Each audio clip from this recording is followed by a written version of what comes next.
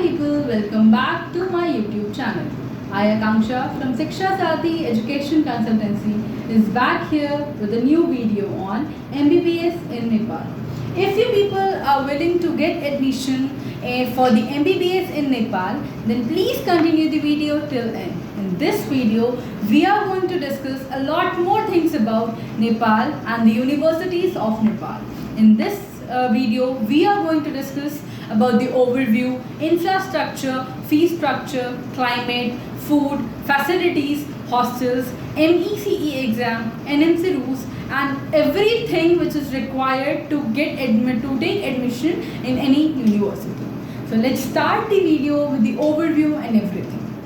When I talk about Nepal, it's not that much far from India. लेकिन अगर आप नेपाल जाके पढ़ना चाहते हैं, अगर कोई भी स्टूडेंट ऐसा है जो ये सोच रहा है कि मैं अपना कंट्री से इतना दूर नहीं जा सकता कि मुझे ट्रैवलिंग में 1-2 दिन लग जाए या बहुत फार वापस आने के लिए सोचना पड़े, तो Nepal according to me is the best choice. सिर्फ नेपाल ही ऐसी कंट्री नहीं है जो सिर्फ इंडिया के पास में है. काफ़ी सारी ऐसी और भी ऑप्शंस अवेलेबल हैं जो इंडिया के बहुत नियर बाय पड़ते हैं. So if you people are looking for the nearby countries for MBBS abroad, you people can contact us. We will give you detail for each and every country and each and every university. So talking about the Nepal universities, अगर हम इसके overview की बात करें तो यहाँ का जो आपका करेंसी है वो भी आपको काफ़ी सुटेबल पड़ता है, because the currency of Nepal is 0.6 times of Indian currency. तो यहाँ पे आपको कोई भी चीज़ें उतनी एक्सपेंसेस नहीं आती हैं, काफ़ी चीज़ें आपके बजट में ही आ जाती हैं. दूसरी चीज़ जो बहुत फ़ायदे की है यहाँ कि आपको ज़्यादा दूर डिस्टेंस ट्रैवल नहीं करना पड़ता. जो आपके इंडिया से नेपाल का रास्ता है, it's just for 1 hour and 45 minutes by air. अगर आप एयर चूज नहीं भी करते हैं, if you people are looking कि आप रोड से ट्रैवल करें, तो दैट्स ऑल्सो ईजी. इंडिया के काफ़ी सारे स्टेट्स के जो बॉर्डर हैं वो नेपाल के बॉर्डर को कनेक्ट करते हैं. एंड जो एक बहुत अच्छी चीज़ है नेपाल जाने के लिए, that is you people do not require visa. Yes, going Nepal is a visa free state. आप नेपाल जाने के लिए आपको किसी भी वीज़ा की ज़रूरत नहीं है, तो आपका एक एक्सपेंस यहाँ बचता है. आगे बात करते हैं नेपाल का डेवलपमेंट कैसा है. स्पीकिंग फ्रैंकली, अगर हम बाकी लाइक चाइना से या और किसी कंट्री से कंपेयर करते हैं तो Nepal is not too much developed accordingly. But ऐसा भी नहीं है कि बिल्कुल भी डेवलप नहीं है, डेवलपमेंट चल रहा है. नेपाल में क्या है कि वहाँ टेरेसिंग ज़्यादा चलती है, जिस वजह से वहाँ पे माउंटेनस एरियाज आपको ज़्यादा देखने को मिलेंगे. तो इस वजह से वहाँ का जो डेवलपमेंट स्टेट है वो स्लो है according to the different countries. तो ऐसा नहीं है कि डेवलपमेंट नहीं है, काफ़ी अच्छा डेवलपमेंट है भी और आगे चीज़ें अच्छी चल रही हैं. आगे मैं बात करूँगी यहाँ के इंफ्रास्ट्रक्चर की. तो यहाँ का जो इंफ्रास्ट्रक्चर है वो कंपेयर टू डिफरेंट यूनिवर्सिटीज़, अगर हम रशिया से या कजाकिस्तान से या उज्बेकिस्तान से कंपेयर करते हैं तो यहाँ का इंफ्रास्ट्रक्चर उतना ह्यूज नहीं है कि उतने ज़्यादा एकड़ या हेक्टेयर लैंड में यूनिवर्सिटी का निर्माण हुआ हो.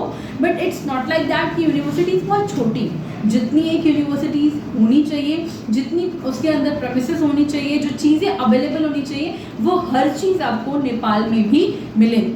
ठीक है. तो यहाँ का जब एडमिशन लेने की बात आती है, और मैं आपको क्यों कहूँगी यहाँ एडमिशन लेने के लिए, कि यहाँ का सबसे पहली बात जो क्लाइमेट है that is too much relatable of India.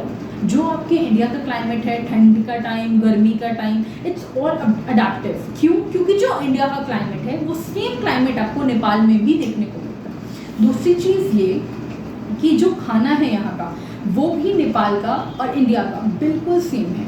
19-20 का फ़र्क आता है, बाकी एवरीथिंग सेम. मार्केट, प्राइस, रहने का तरीका, खाने का तरीका, everything it's quite similar.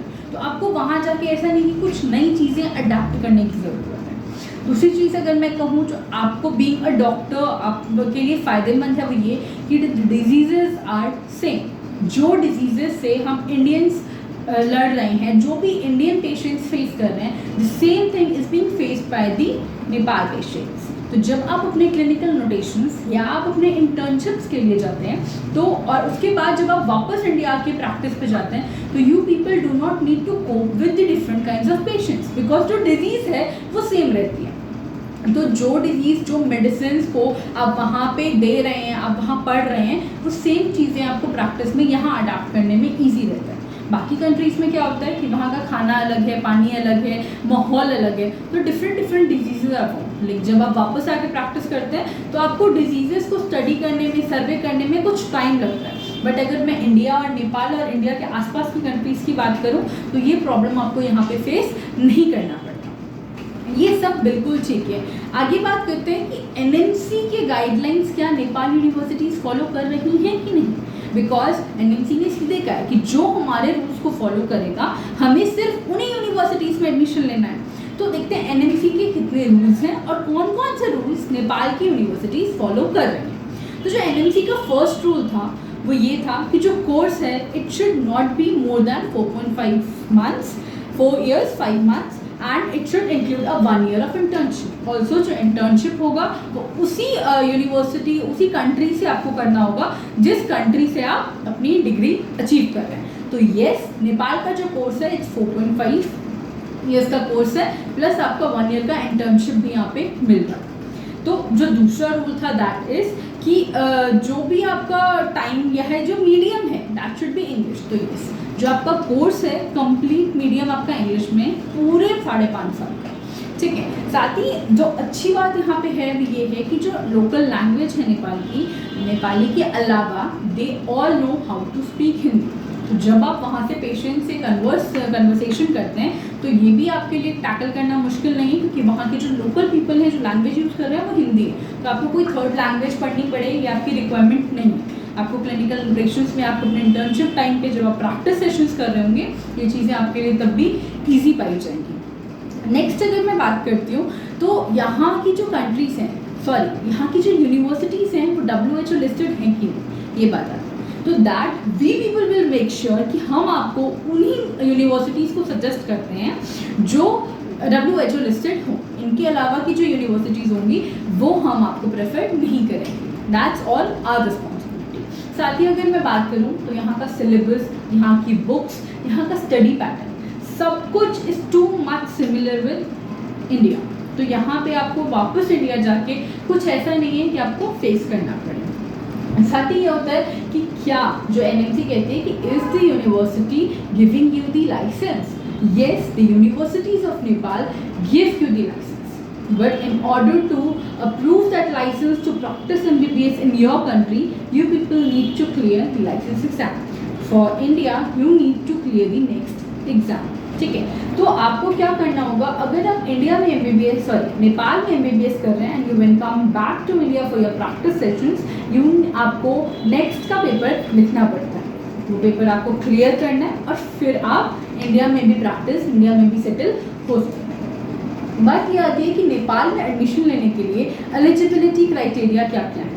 So moving towards the eligibility criteria, the first eligibility criteria is the student who is taking admission in Nepal University should clear the NEET exam. यानी कि you should be qualifiable the NEET exam. NEET exam qualify का मतलब हमारे India में जो exam qualifications निकलती हैं that comes according to your reservations. General caste की अलग होती है, SC, ST, OBC या डिफरेंट अदर कास्ट की अलग।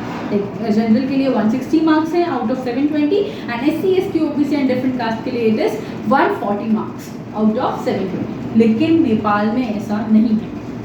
आप चाहे किसी भी कैटेगरी से क्यों ना हो, you must achieve a minimum of 160 marks out of 720।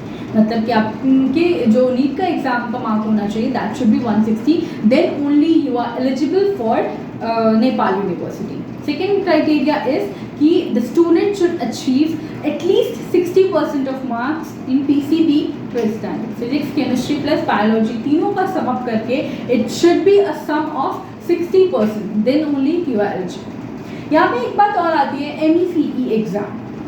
क्या आपको नेपाल की किसी यूनिवर्सिटी में एडमिशन लेने के लिए MECE एग्जाम क्लियर करना ज़रूरी है या नहीं? तो students, I would like to mention that MECE exam हर यूनिवर्सिटी नहीं लेती है। MECE एग्ज़ाम वो एग्ज़ाम है जो कुछ यूनिवर्सिटीज़ लेती हैं, ठीक है। लाइक आपकी जो आर्मी यूनिवर्सिटीज़ है नेपाल के अंदर बेस, वहाँ पे आपको MECE एग्ज़ाम देना है। Until and unless you clear the MECE exam, you are not eligible to take admission in those colleges. But if I talk about the Kathmandu University or the Nepalganj universities or different universities, you people do not need to give MECE exam because उनको इसकी requirement नहीं होती, वो direct admissions भी ले लेते हैं on the basis of 2 eligibility criteria. बाकी MECE के रिगार्डिंग कोई भी आपको और डाउट रहता है तो you people can ask in the comment section और you people can call over the numbers given on the screen. Next बात करते हैं कि यहाँ की फीस कितनी है। सबसे ज़रूरी चीज़ है कि फीस स्ट्रक्चर क्या है। आई वुड फ्रैंकली से कि जो रशिया या उज्बेकिस्तान कजाकिस्तान के अकॉर्डिंगली अगर मैं कंपेयर करके बताऊँ, नेपाल का फीस स्ट्रक्चर ज़्यादा है। Minimum to minimum, if you need to take admission in Nepal, you must have a sum of 50 lakh to 55 lakh minimum. ज़्यादा से ज़्यादा आपको 70 to 75 लाख लगता है maximum amount for the very good universities, but जो minimum costing आपकी आती है that is 50 lakh to 55 lakh minimum. It includes everything, your hostel, your food, your medical insurance, your visa expense. Nepal में हालांकि वीज़ा नहीं लगता, एंड बाकी जो भी आपकी स्टडी लैबोरेटरी एवरीथिंग जो भी आपका एक्सपेंस है everything is included in the fees except your travel expense. Nepal और इंडिया के बीच में ज़्यादा गैप नहीं है. आप हफ्ते में, महीने में, 6 महीने में जब भी आप ट्रैवल करते हैं that's all your expense. And second जो भी आपका पर्सनल एक्सपेंस होता है that's all up to you कि आप खुद के ऊपर कितना खर्चा करते हैं. ठीक है, तो ये आपका एक्सपेंस होगा. हाँ, मैं मानती हूँ कि ये इंडिया में अगर कंपेयर करें तो बच्चा एक सोचेगा कि जब बाहर जाके पढ़ना है 60-70 लाख देने ही हैं तो इंडिया में ही क्यों ना कर लें 70 लाख में. तो अगर मैं बताऊँ तो इंडिया में अगर प्राइवेट में करते हैं आप तो स्टार्टिंग ही आपका 75 to 80 लाख में है. ठीक है, तो जो इंडिया में आपको 70 to 80 लाख में फैसिलिटीज़ मिलेंगी वो फैसिलिटीज़ आपको नेपाल में 50 to 55 लाख में मिल जाएंगी. एंड जो फैसिलिटीज़ नेपाल में आपको 70 to 85 लाख में मिलती हैं वो फैसिलिटीज़ इंडिया में पाने के लिए you need to spend more than 1 crore.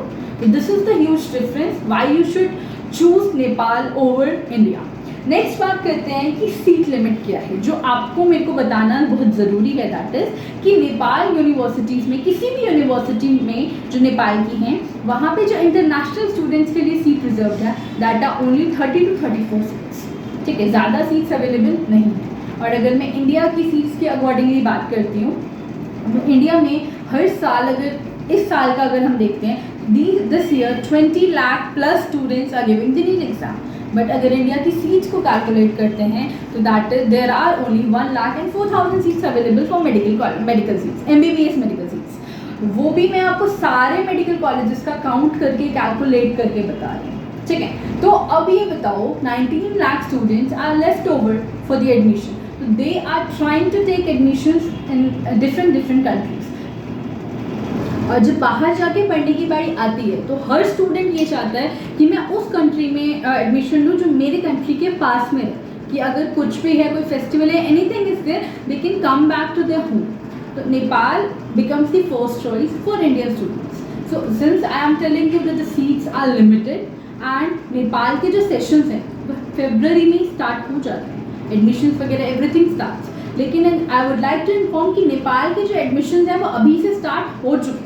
So if you are eagerly willing to study in Nepal, then you must book your seat, you must reserve your seat now.